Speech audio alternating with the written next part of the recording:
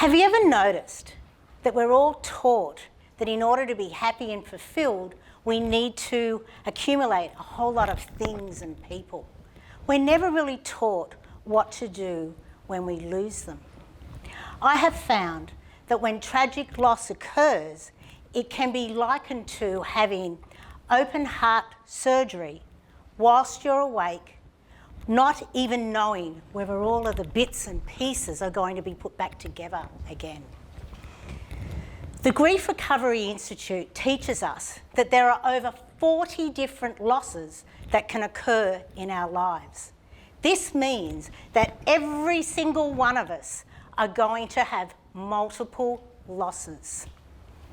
It could be a death of a loved one, or a marriage, a relationship, your job, your pets, your health or your wealth, and many other things.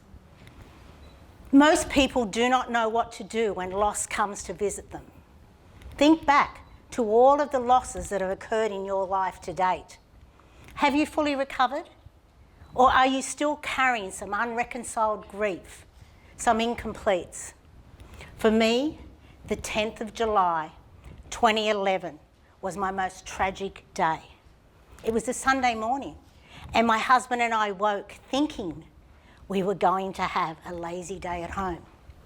Within 15 minutes, I was rushing out of my back door, looking at my beautiful 27-year-old son lying there in the fetal position with saliva coming out of his mouth. Dan, Dan, Dan, wake up, Dan, wake up. Within moments, the paramedics arrived and they said those words that no mother, no parent ever wants to hear. I am sorry, madam, he's dead. Probably has been for several hours.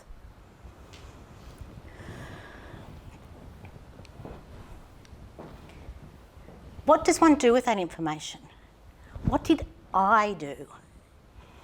At the time, I was a CFO of a publicly listed company, and I chose survival. I went straight back to work, eating more, drinking more, and working even more.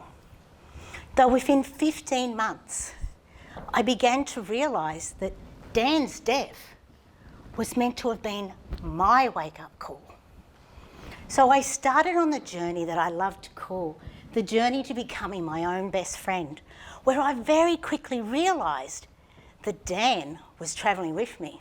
Actually, he was pushing me all the way, here, there and everywhere, helping me to see that there is a way that we can all move forward. He kept putting me into scenarios where I could see that most people had not received the gift of loss as I had done. I saw these people who had lost their loved ones 20, 30 years ago. They still couldn't even mention their name. Or people who had been divorced for a very long time, couldn't be in the same room as their ex. Or people like my beautiful ex-boss, Ray, who lost his health, then his wealth, and eventually his life, all because he could not get over the fact that he had been made redundant 20 years ago. There are 40 different loss events that can occur in our lives. Don't you feel that they're actually there to assist us to stop, to look where we are, to look where we want to be, and then course correct, to pivot, to make sure that we live and love our lives? Today, I would like to invite you all to have a gift discovery session with me, where we can unwrap your gifts of loss, where you can actually start to live and love your life. And by the way, if you are a boss or an owner of a company, make sure you sign up for this discovery call, because you would not believe the transformation that will happen to your company when I bring in my CFO skills with my gift of loss skills. Transformational.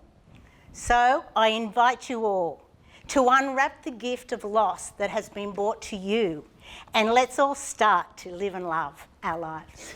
Thank you.